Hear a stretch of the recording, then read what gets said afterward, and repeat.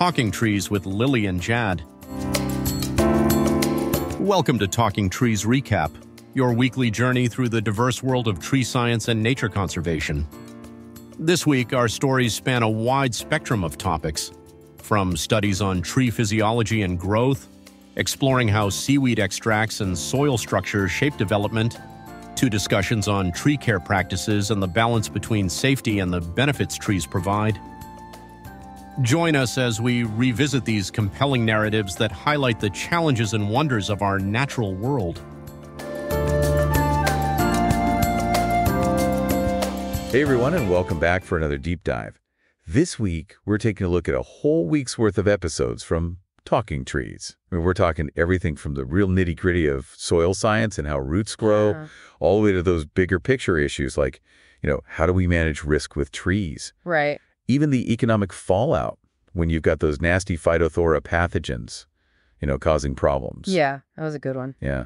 Plus, we're even going to get into how soil health and the health of entire ecosystems even ties back to human health. Yeah, it's all connected. Yeah, the One Health concept, which I think is super fascinating. Yeah, it's a really interesting way to look at the big picture. So let's jump right in.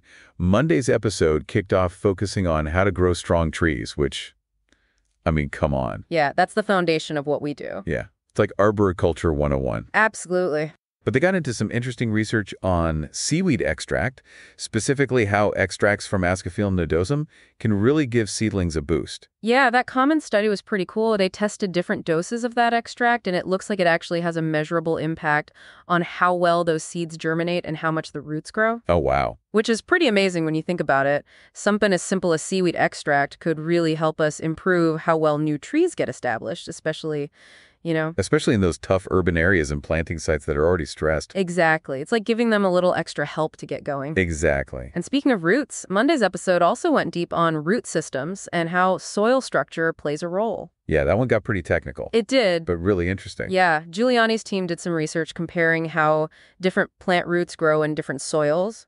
Barley, peas, phale cress, all in different types of soil. Some soils are more uniform and others are kind of a mix of different things. Oh, right. And compassion plays a big role, too. I bet. Really highlights just how important it is to really understand those soil conditions wherever we're working. Yeah, you can't just assume every soil is the same. No, you can't. Not at all.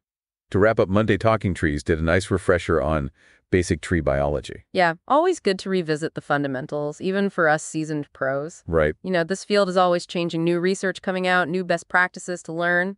Gotta stay sharp. Absolutely. Now, Tuesday's episode was all about climbing spurs. I'm sure every arborist out there has an opinion on those. Oh, yeah, for sure. They started off with that Guilty of Treason YouTube video. Oh, yeah, I saw that one. Yeah, it does a great job visually breaking down how spurs are made, how to pick the right ones. Right. Proper climbing techniques. Really good resource for anyone who wants to brush up on their skills. Yeah, visuals are always helpful for that kind of thing. But then they jumped into the debate about spurs and how they impact tree health. Yeah, that's the big one, isn't it? We all want to do what's best for the trees, but sometimes spurs are necessary. But yeah, the consensus is pretty clear. Only use them on trees that are coming down anyway, or when it's absolutely crucial for safety. Otherwise, find another way. Makes sense. Minimize that damage whatever possible. Exactly. But even when spurs are necessary, there's still a lot to consider when you're picking the right type. They went into the details about, what they're made of, the type of pad, the length of the spike. Yeah, it seems like a small detail. It does, but it can make a big difference in how much you're impacting that tree. So it's all about weighing those risks and benefits. Choosing the tools and techniques that have the least impact. Exactly, while still letting us do our job safely and effectively, of course. Right, of course.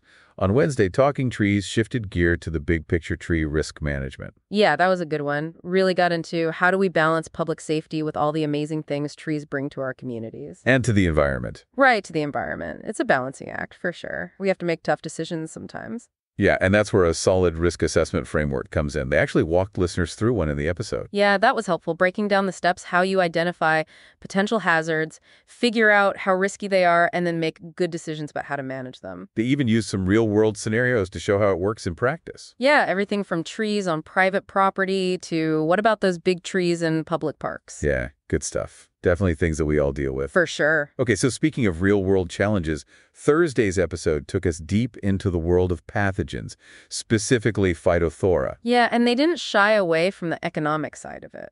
which can be a bit scary. Yeah. They talk up that study by Drake and Jones that looked at Phytophthora ramorum and Phytophthora kernoviae in England and Wales. Uh-oh. And the financial risks when those things spread unchecked are huge, especially in those valuable natural areas. So it's not just about a few trees getting sick. It's about the potential for widespread damage, ecologically and economically. Exactly. And to really understand the science behind it all, they brought in Hardy's research on Phytophthora root rot in forest trees. Yeah, they went into a lot of detail about the pathogen's life cycle, how it spreads the symptoms to look out for all the things that make a tree more vulnerable. That kind of knowledge is crucial if we want to diagnose these diseases and manage them. Right. And they didn't just focus on the problem. They also talk about the ecological impact, not just for individual trees, but for entire ecosystems. Yeah, it's a good reminder that our work goes beyond just caring for trees. We're stewards of those ecosystems, too. Absolutely. And to wrap up Thursday, they talked about ways to control it, including using phosphonates, which can be a bit tricky. Yeah, they are. So it was helpful to hear them talk about how they work their limitations and how to use them responsibly. You know, we don't want to create new problems while we're trying to solve this one. Right, exactly. Always thinking about that balance. Okay, so Thursday was a little bit of a roller coaster. Yeah, it was. Scary economic stuff, but then some hopeful control measures. Friday felt like a breath of fresh air with all that focus on connections, specifically between soil health, ecosystems, and human health. The One Health concept, remember they used Banerjee's work to highlight the roles of soil microbiomes? Oh, yeah, those tiny organisms that are doing so much work in the ground. Banerjee's work really shows how vital they are for nutrient cycling, disease suppression, all of that. It's pretty wild to think about something we can't even see having that much impact. It really is, really emphasizes the importance of understanding and managing soil health as a key part of what we do. Right. Can't just focus on what's above ground. Absolutely not. And that's where Leemick's research comes in. He offers a much more holistic view of soil health and how it ties to sustainability. I remember them talking about those biological indicators he discusses, things we can actually measure out in the field to figure out how healthy the soil is. Yeah, like having a set of tools to peek into that hidden world beneath our feet.